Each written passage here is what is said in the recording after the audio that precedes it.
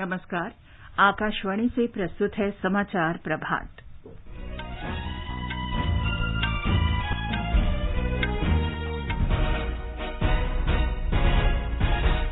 प्रधानमंत्री नरेंद्र मोदी आज ओडिशा और पश्चिम बंगाल में चक्रवात यास से प्रभावित क्षेत्रों का दौरा करेंगे।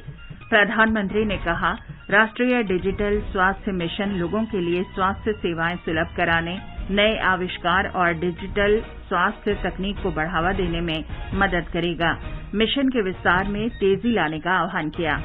वित्त मंत्री निर्मला सीतारामन आज वर्चुअल माध्यम से जीएसटी परिषद की 43वीं बैठक को संबोधित करेंगी। स्वास्थ्य मंत्रालय ने कहा, देश में कोविड से स्वस्थ होने की दर 90% हुई और दैनिक नए मामलों में कमी आई। भारत अमेरिका के बाद 20 करोड़ से अधिक कोविड टीके लगाने वाला दूसरा देश बना। सरकार ने राज्यों और केंद्र शासित प्रदेशों से कहा, कोविड रोकथाम के दिशा निर्देशों को जारी रखें और चरणबद्ध तरीके से छूट दें। फ्रांस के राष्ट्रपति इमैनुअल मैक्रों ने रवांडा से 1994 में हुए नरसंहार में अपनी भूमिका के लिए माफी मांगी। बशर अल असद चौथी बार चुनाव जीतने के बाद अगले कार्यकाल के लिए सीरिया के राष्ट्रपति बने रहेंगे। संयुक्त राष्ट्र मानवाधिकार परिषद ने इजरायल और हमास के बीच हुए संघर्ष की जांच के पक्ष में मतदान किया और भारत की एमसी मैरीकॉम ने दुबई में एशियाई मुक्केबाजी प्रतियोगिता के फाइनल में प्रवेश किया।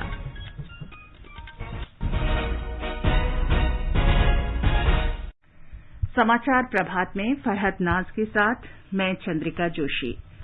कोरोना संक्रमण को देखते हुए आपसे अपील है कि लापरवाही न बरतें, सभी एहतियाती उपायों का पालन करें और पहला टीका लगवा चुके 45 वर्ष से अधिक उम्र के लोग सही समय पर दूसरा टीका लगवाएं। 3 आसान उपायों का पालन करें और सुरक्षित रहें। मास्क लगाएं, 2 गज की सुरक्षित दूरी बनाए रखें, बार-बार हाथ धोएं और साफ सफाई रखें। और अब समाचार विस्तार से। प्रधानमंत्री नरेंद्र मोदी चक्रवात यास के प्रभाव का जायजा लेने के लिए आज ओडिशा और पश्चिम बंगाल का दौरा करेंगे। इन दोनों राज्यों में बड़े पैमाने पर राहत और बचाव कार्य चल रहे हैं। प्रधानमंत्री बालेश्वर, भद्रक और पूर्व मेदिनीपुर के तूफान प्रभावित इलाकों का विमान से सर्वेक्षण करेंगे। वे भुवनेश्वर में समीक्षा बैठक भी करेंगे। प्रधानमंत्री पश्चिम बंगाल के पश्चिमी मेदिनीपुर जिले में कलाईकुंडा में समीक्षा बैठक में भाग लेंगे, जिसमें राज्य की मुख्यमंत्री ममता बनर्जी भी शामिल होंगे।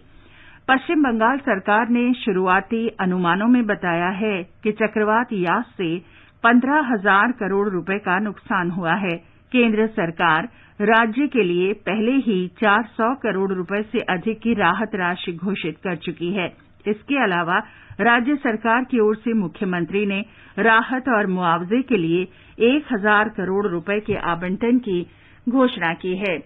इससे पहले कल प्रधानमंत्री ने समीक्षा बैठक में चक्रवात से उत्पन्न चुनौतियों से निपटने में एजेंसियों की भूमिका की सराहना की। उन्होंने केंद्र और राज्यों की एजेंसियों से चक्रवात यास से प्रभावित इलाकों में सामान्य स्थिति की बहाली सुनिश्चित करने को कहा। बैठक में अधिकारियों ने चक्रवात से हुए नुकसान का आकलन और उससे संबंधित मामलों से निपटने के लिए की गई तैयारियों के बारे में जानकारी दी। बैठक में कहा गया है कि राज्य चक्रवात के कारण हुए नुकसान का आकलन कर रहे हैं। अधिकतर प्रभावित इलाकों में बिजली और संचार व्यवस्था बहाल कर दी गई है। उड़ीसा के मुख्यमंत्री नवीन पटनायक ने कल राज्य के चक्रवात प्रभावित क्षेत्रों का हवाई सर्वेक्षण किया। प्रभावित क्षेत्रों में पुनर्निर्माण का कार्य प्रगति पर है। उड़ीसा के उत्तरी जिलों में कुछ नदियां उफान पर हैं। इस बीच चक्रवात यास झारखंड और बिहार के मैदानी इलाकों में पहुंचने के बाद और कमजोर हो गया है और इस समय 809 किलोमीटर प्रति घंटे की रफ्तार से आगे बढ़ रहा है। हालांकि चक्रवात की भीषणता कम हो गई है और ये धीरे धीरे कमजोर पड़ता जा रहा है। फिर भी झारखंड के सभी जिलों में इसके प्रभाव से रुक रुक कर वर्षा हो रही है। मौसम विभाग ने झारखंड के उत्तर पश्चिमी और मध्य भागों के लिए ऑरेंज और येलो अलर्ट जारी किया है और भारी से मध्यम बारिश का पूर्वानुमान जताया है। रांची जिले के बुंडो प्रखंड में कांची नदी पर बना एक पुल चक्रवात यास के प्रभाव से टूट गया है। लातेहार, लोहरदगा, कोडरमा, गढ़वा और पलामू जिलों में लगातार बारिश हो रही है, जबकि जिला प्रशासन अलर्ट मोड पर है। शिल्पी, आकाशवाणी समाचार, रांची। बिहार में चक्रवात कम दबाव के क्षेत्र में बदल गया है। मौसम विभाग ने बताया है कि आज ये तूफान बिहार के कैमूर और रोहतास जिलों से होता हुआ पूर्वी उत्तर प्रदेश पहुंचेगा। बिहार में चक्रवात के प्रभाव से कैमूर, रोहतास, गया और पटना समेत कई जिलों में कहीं मध्यम और कहीं तेज वर्षा हो रही है। बिहार में शनिवार तक बड़े पैमाने पर वर्षा और आंधी चलने की संभावना है। पूर्वी उत्तर प्रदेश के अधिकतर जिलों में कल हल्की वर्षा हुई। मौसम विभाग ने बताया कि राज्य के पूर्वी और उत्तर पूर्वी क्षेत्रों में भारी वर्षा और आंधी चलने का अनुमान है। उत्तर प्रदेश के 18 जिलों को सतर्क कर दिया गया है। प्रधानमंत्री नरेंद्र मोदी ने राष्ट्रीय डिजिटल स्वास्थ्य मिशन के अंतर्गत कामकाज के विस्तार के लिए तेजी से कदम उठाने के निर्देश दिए हैं। उन्होंने कहा कि राष्ट्रीय डिजिटल स्वास्थ्य मिशन बड़ी संख्या में स्वास्थ्य सेवाएं सुलभ कराने के जरिए लोगों के जीवन को आसान बनाएगा। मिशन की प्रगति की समीक्षा के लिए कल उच्च स्तरीय बैठक की अध्यक्षता करते हुए प्रधानमंत्री ने कहा कि नागरिकों के लिए नूतन और विविधतापूर्ण सेवाओं के साथ ये मिशन डिजिटल स्वास्थ्य प्रौद्योगिकी के क्षेत्र में क्रांति लाएगा। राष्ट्रीय डिजिटल स्वास्थ्य मिशन के अंतर्गत अब तक लगभग 11,90,000 स्वास्थ्य पहचान पत्र बनाए गए हैं और इस मंच पर 3,106 डॉक्टरों और 1,490 स्वास्थ्य केंद्रों का पंजीकरण करा दिया गया है। केंद्र ने राज्यों और संघ शासित प्रदेशों से कहा है कि वे कोविड की रोकथाम के उपायों का अनुपालन जारी रखें और स्थानीय स्थिति का मूल्यांकन करने के बाद ही चरणबद्ध तरीके से छूट देने का निर्णय करें। सभी राज्यों और संघ शासित प्रदेशों के मुख्य सचिवों को लिखे पत्र में केंद्रीय गृह सचिव अजय भल्ला ने कहा कि स्वास्थ्य मंत्रालय द्वारा सुझाए गए रोकथाम के उपाय 30 जून तक बढ़ा दिए गए हैं।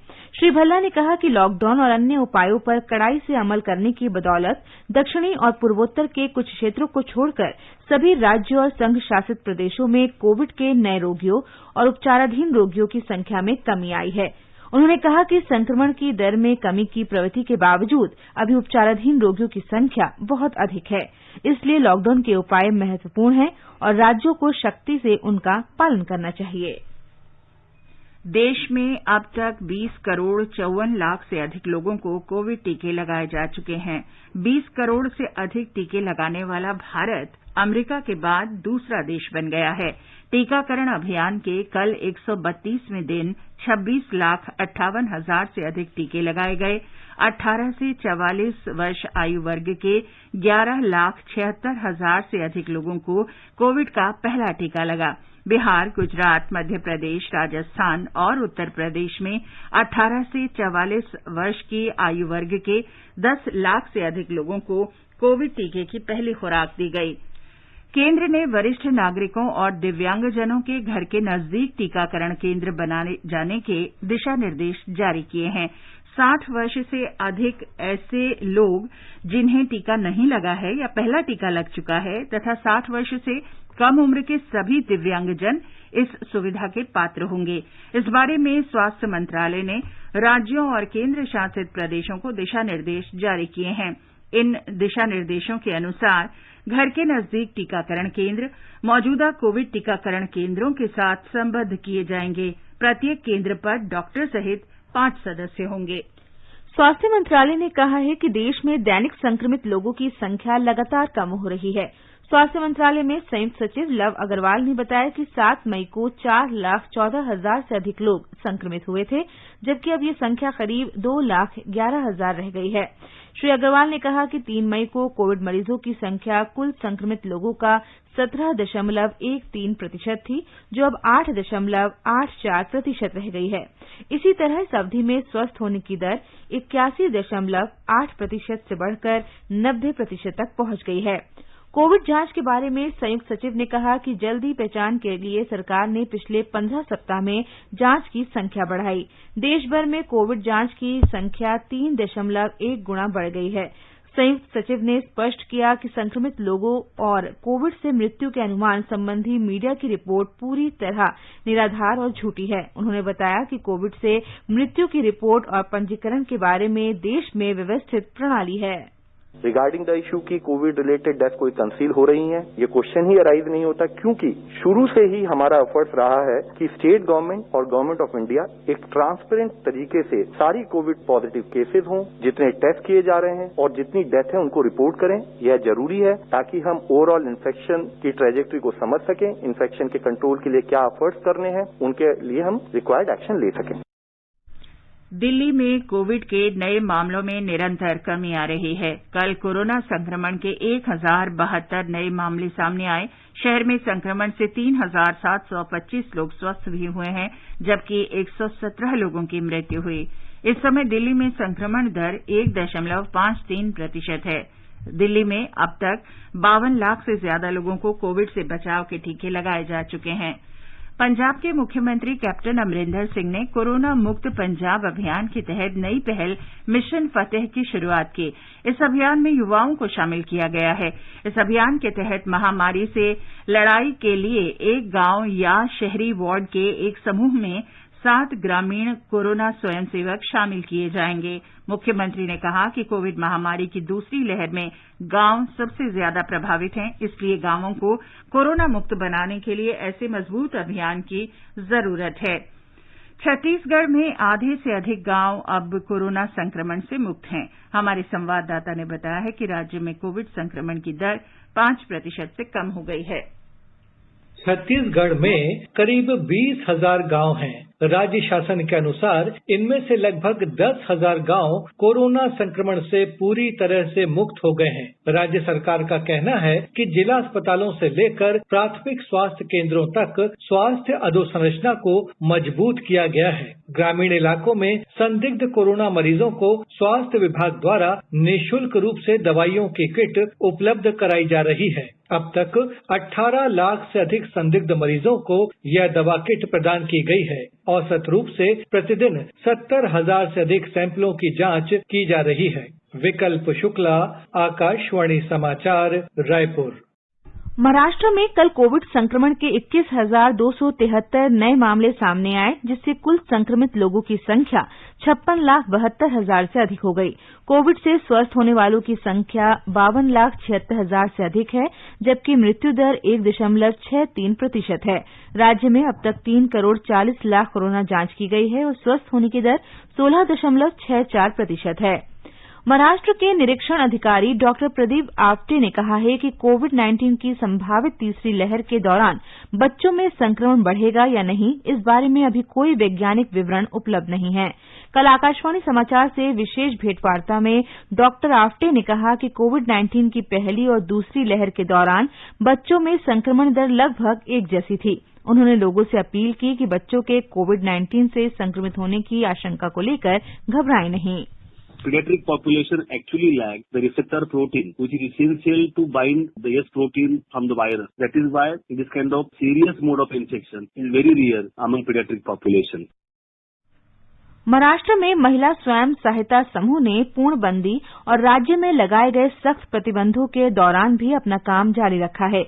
मास्क, सैनिटाइजर और अन्य सामान की बिक्री से समूह ने 60 करोड़ का रिकॉर्ड टर्नओवर पार कर लिया है। हमारे मुंबई संवाददाता की एक रिपोर्ट।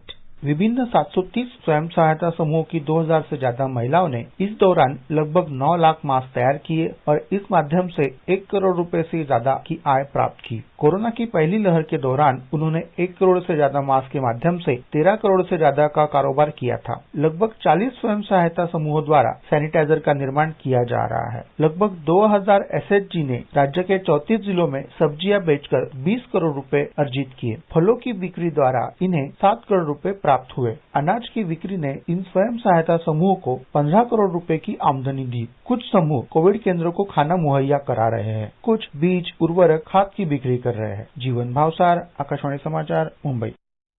गुजरात में कोविड संक्रमितों की संख्या में कमी आई है। राज्य में पिछले 24 घंटे में कुल 2,800 मामले सामने आए। हमारी संवाददाता ने बताया है कि संक्रमण से कल 9,000 लोग ठीक हुए। राज्य में स्वस्थ होने की दर 92.66% हो गई है। राज्य में कल सबसे अधिक 375 ताजा मामले वडोदरा शहर में से सामने आए, जबकि अहमदाबाद शहर से 337 और सूरत शहर से 208 ताजा मामलों की पुष्टि हुई। वर्तमान में राज्य में कोविड के 49,000 सक्रिय मामले हैं, जिनमें से 583 रोगियों की हालत गंभीर है। राज्य में कोविड के कारण कल 33 रोगियों की मौत हो चुकी है, जिसके साथ ही कोविड के कारण जान गंवाने वालों की संख्या 9,734 हुई है। राज्य में कल 2,26,000 लोगों को कोविड के खिलाफ टीके लगवाए गए। अपर्णा खून, आकाशवाणी समाचार, अहमदाबाद। इस बीच गुजरात में कोवैक्सीन टीका बनाने के औषधीय पदार्थ का उत्पादन जल्द शुरू हो जाएगा। गुजरात सरकार के विज्ञान और प्रौद्योगिकी मंत्रालय के स्वायत्त संस्थान गुजरात जैव प्रौद्योगिकी अनुसंधान केंद्र ने भारत बायोटेक लिमिटेड के साथ कल इस बारे में समझौता किया। सरकारी विज्ञप्ति के अनुसार औषधीय पदार्थ का उत्पादन इस साल अगस्त से शुरू हो जाएगा। आगे बढ़ने से पहले एक नजर मुख्य समाचारों पर। प्रधानमंत्री नरेंद्र मोदी आज उड़ीसा और पश्चिम बंगाल में चक्रवात यास से प्रभावित क्षेत्रों का दौरा करेंगे। प्रधानमंत्री ने कहा, राष्ट्रीय डिजिटल स्वास्थ्य मिशन लोगों के लिए स्वास्थ्य सेवाएं सुलभ कराने, नए आविष्कार और डिजिटल स्वास्थ्य तकनीक को बढ़ावा देने में मदद करेगा। मिशन के विस्तार में तेजी लाने का भी आह्वान किया। वित्त मंत्री निर्मला सीतारामन आज वर्चुअल माध्यम से जीएसटी परिषद की 43वीं बैठक को संबोधित करेंगी। स्वास्थ्य मंत्रालय ने कहा, देश में कोविड से स्वस्थ होने की दर 90% हुई और दैनिक नए मामलों में कमी आई। भारत अमेरिका के बाद 20 करोड़ से अधिक कोविड टीके लगाने वाला दूसरा देश बना। सरकार ने राज्यों और केंद्र शासित प्रदेशों से कहा, कोविड रोकथाम के दिशा निर्देशों को जारी रखें और चरणबद्ध तरीके से छूट दें। फ्रांस के राष्ट्रपति इमैनुअल मैक्रों ने रवांडा से 1994 में हुए नरसंहार में अपनी भूमिका के लिए माफी मांगी। बशर अल असद चौथी बार चुनाव जीतने के बाद अगले कार्यकाल के लिए सीरिया के राष्ट्रपति बने रहेंगे। संयुक्त राष्ट्र मानवाधिकार परिषद ने इजराइल और हमास के बीच हुए संघर्ष की जांच के पक्ष में मतदान किया और भारत की एमसी मैरीकॉम ने दुबई में एशियाई मुक्केबाजी प्रतियोगिता के फाइनल में प्रवेश किया। कोविड महामारी से लड़ाई में टीकाकरण अत्यंत महत्वपूर्ण उपायों में से एक है। देश में उदार और त्वरित कोविड टीकाकरण का तीसरा चरण पहले ही शुरू हो चुका है। इतने कम समय में लाभार्थियों का टीकाकरण किए जाने के लिए सरकार के प्रयासों की प्रशंसा के बजाय गलत जानकारी और अफवाहें फैलाई जा रही हैं। देश में कोविड वैक्सीन की कथित तौर पर कमी के बीच ये दावा किया गया है कि केंद्र ने वैश्विक स्तर पर उपलब्ध कुछ टीकों को मंजूरी नहीं दी। केंद्र सरकार ने इस दावे को झूठा बताया है। एक रिपोर्ट। केंद्र सरकार ने अप्रैल माह में ही भारत में यूएस, यूके और जापान की संबंधित एजेंसियों और विश्व स्वास्थ्य संगठन की आपातकालीन उपयोग सूची द्वारा अनुमोदित टीकों को प्राप्त करने की प्रक्रिया को आसान बना दिया है। इन टीकों को पूर्व ब्रिजिंग परीक्षण से गुजरने की आवश्यकता नहीं होगी। अन्य देशों में निर्मित बेहतर तरीके से परीक्षित और परखे गए टीकों के लिए परीक्षण की आवश्यकता को पूरी तरह से समाप्त करने के लिए प्रावधान में अब और संशोधन किया गया है। वहीं औषधि नियंत्रक के पास अनुमोदन के लिए किसी विदेशी निर्माता का कोई आवेदन लंबित नहीं है। पिछले वर्ष के मध्य से ही केंद्र सरकार बड़े अंतर्राष्ट्रीय वैक्सीन निर्माताओं से लगातार संपर्क में है और फाइजर, जॉनसन एंड जॉनसन तथा मॉडर्ना से कई दौर की बातचीत हो चुकी है। आनंद कुमार, आकाशवाणी समाचार, दिल्ली। विदेश मंत्री डॉक्टर एस जयशंकर ने कल महामारी से राहत के बारे में अमेरिका भारत व्यापार परिषद और अमेरिकी वैश्विक कार्यबल के सदस्यों के साथ बातचीत की। इस दौरान भारत की प्राथमिकताओं और महत्वपूर्ण आपूर्ति श्रृंखलाओं को मजबूत बनाने तथा वैक्सीन के उत्पादन और उपचार सामग्री में सहयोग के महत्व पर चर्चा हुई। विदेश मंत्री अमेरिका की 5 दिन की यात्रा पर हैं। उन्होंने महामारी के खिलाफ संघर्ष में स्वास्थ्य क्षेत्र में भारत अमेरिकी स्वास्थ्य भागीदारी की आवश्यकता पर बल दिया। वित्त मंत्री निर्मला सीतारामन आज नई दिल्ली में वीडियो कॉन्फ्रेंस के जरिए जीएसटी परिषद की 43वीं बैठक की अध्यक्षता करेंगी। वित्त राज्य मंत्री अनुराग ठाकुर भी बैठक में हिस्सा लेंगे। सभी राज्यों और संघ शासित प्रदेशों के वित्त मंत्री और केंद्र तथा राज्यों के वरिष्ठ अधिकारी भी बैठक में उपस्थित रहेंगे। शिक्षा मंत्रालय ने उन अटकलों को खारिज कर दिया है जिनमें दावा किया गया है कि केंद्रीय मंत्री रमेश पोखरियाल निशंक 1 जून को सीबीएसई की 12वीं बोर्ड परीक्षा के कार्यक्रम की घोषणा करेंगे। मंत्रालय ने कहा कि इस तरह की खबर चलाना गैर जिम्मेदाराना हरकत है, क्योंकि इससे छात्रों और अभिभावकों में अनावश्यक भय पैदा होता है। मंत्रालय ने मीडिया संस्थानों से कहा है कि वे इस मामले में अटकलों से दूर रहें और तथ्यात्मक जानकारी का इंतजार करें। शिक्षकों को उनकी प्रतिबद्धता और त्याग के लिए जाना जाता है। कोई महामारी भी उनकी प्रबल इच्छा शक्ति को अस्थिर नहीं कर सकती। मध्य प्रदेश के एक शिक्षक चंद्रहास श्रीवास्तव ने कोविड के समय भी निरंतर अध्यापन का बेजोड़ उदाहरण पेश करते हुए इसी बात को सिद्ध किया है। एक रिपोर्ट। कर्तव्य निष्ठा और लगन का अनूठा उदाहरण मध्य प्रदेश के सागर जिले में देखने को मिला, जहां जिले के ग्राम रिछोड़ा में एक प्राथमिक शासकीय शिक्षक ने कोरोना काल में भी बच्चों को घर घर जाकर पढ़ाया। इस दौरान उन्होंने कोरोना से बचाव के लिए ग्रामीणों को निःशुल्क मास्क भी वितरित किए। कोरोना काल में बच्चों की पढ़ाई प्रभावित हो रही थी, तो मैंने गरीब बच्चों के लिए कुछ नया करने का सोचा, तो हमने स्वयं की स्कूटी पे एक चलता फिरता विद्यालय का स्वरूप देकर बच्चों की पढ़ाई प्रारंभ कर दी। बच्चों की पढ़ाई प्रारंभ होगी, इनका लाश नहीं हो रहा है और सभी बच्चे पढ़ रहे हैं और लाभ ले रहे हैं। शिक्षक चंद्रहास के इन प्रयासों का ही परिणाम है कि संकट काल में भी रिछोड़ा ग्राम के बच्चों की शिक्षा बंद नहीं हुई है। पूजा पीवर्धन, आकाशवाणी समाचार, भोपाल। फ्रांस के राष्ट्रपति इमैनुअल मैक्रों ने 1994 में रवांडा नरसंहार में फ्रांस की भूमिका के लिए रवांडा से माफी मांगी है। इस नरसंहार में करीब 8 लाख जातीय तुत्सी और उदारवादी हुतू समुदाय के लोग मारे गए थे। रवांडा की राजधानी किगाली में नरसंहार मेमोरियल पर आयोजित एक कार्यक्रम में मैक्रों ने कहा कि फ्रांस ने नरसंहार की चेतावनी पर ध्यान नहीं दिया और सच्चाई की जांच को लेकर लंबे समय तक मौन रहा। रवांडा के राष्ट्रपति पॉल कागमे ने कहा कि उनके शब्द माफी से अधिक महत्वपूर्ण हैं। बशर अल असद चौथी बार चुनाव जीतने के बाद अगले कार्यकाल के लिए सीरिया के राष्ट्रपति बने रहेंगे।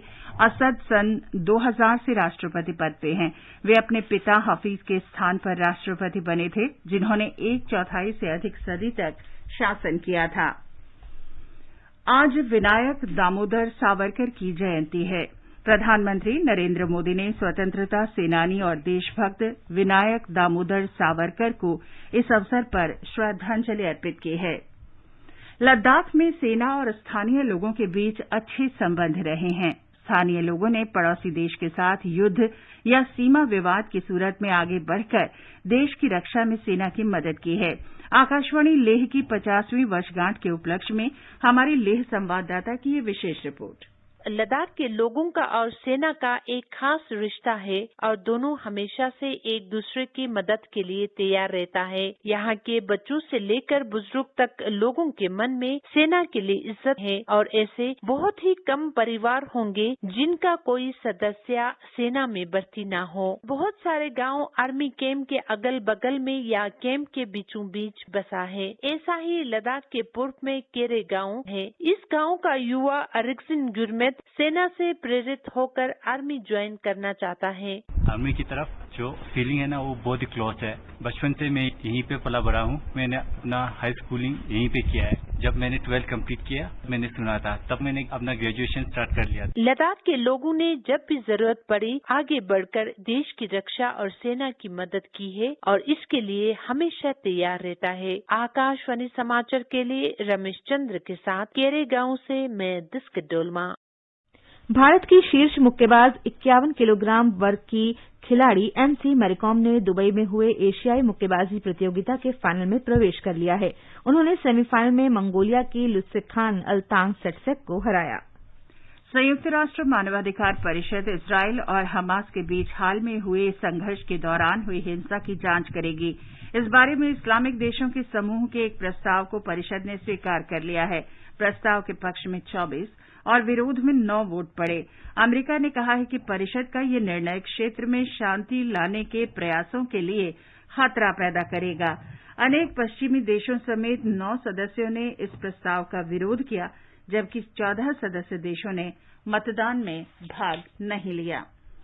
ये समाचार हमारी वेबसाइट newsonair.com/hindi पर भी उपलब्ध हैं। और फरहद, अब बताएं कि आज के समाचार पत्रों में क्या विशेष है। जी चंद्रिका, आज प्रकाशित अखबारों ने तूफान प्रभावित उड़ीसा और पश्चिम बंगाल में सेना के राहत और बचाव अभियान जारी रहने और कई राज्यों में हुए नुकसान की खबर सुर्खियों में दी है। अखबार साथ ही लिखते हैं, प्रधानमंत्री आज दोनों राज्यों का दौरा कर नुकसान की समीक्षा करेंगे।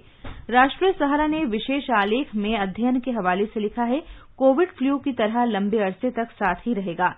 जनसत्या ने भी अध्ययन शीर्षक से लिखा है, बीमारी के बाद लंबे अरसे तक सांस लेने में मरीजों को परेशानी, फेफड़ों को लंबे समय तक नुकसान। हिन्दुस्तान लिखता है देश को जुलाई में चौथा टीका मिलने की संभावना। अखबारों ने लिखा है स्वास्थ्य मंत्रालय का निर्देश, बुजुर्गों को घर के पास टीका लगाने की व्यवस्था हो। जनसत्ता की सुर्खी है रिजर्व बैंक ने कहा आर्थिक वृद्धि के लिए निजी उपभोग और निवेश जरूरी, लोग नकदी अपने पास रोक रहे हैं।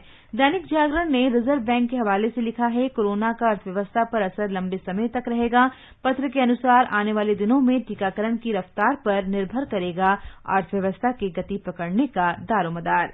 दैनिक ट्रिब्यून और नवभारत टाइम्स ने अमेरिकी राष्ट्रपति जो बाइडेन के खुफिया एजेंसियों से 90 दिन के भीतर कोरोना वायरस की उत्पत्ति के बारे में रिपोर्ट देने के निर्देश को भी मुख्य पृष्ठ पर दिया है। ट्विटर और सरकार के बीच चल रहे वाद विवाद भी अखबारों की नजर है।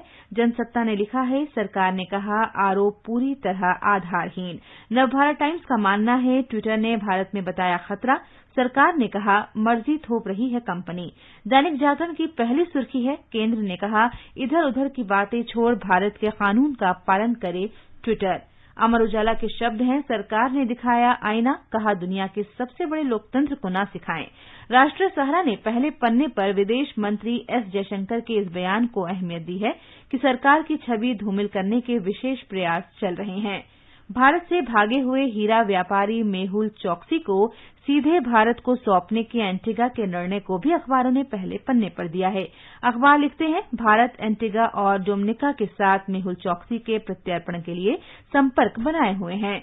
अखबारों ने कल दिल्ली में पारा 41 डिग्री के पार पहुंचने की खबर के साथ ही शाम को छाए बादलों से तापमान में गिरावट और मौसम सुहावना होने की खबर दी है। और अंत में मुख्य समाचार एक बार फिर।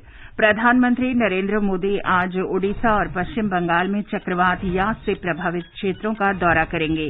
प्रधानमंत्री ने कहा राष्ट्रीय डिजिटल स्वास्थ्य मिशन लोगों के लिए स्वास्थ्य सेवाएं सुलभ कराने, नए आविष्कार और डिजिटल स्वास्थ्य तकनीक को बढ़ावा देने में मदद करेगा। मिशन के विस्तार में तेजी लाने का आह्वान किया। वित्त मंत्री निर्मला सीतारमण आज वर्चुअल माध्यम से जीएसटी परिषद की 43वीं बैठक को संबोधित करेंगी।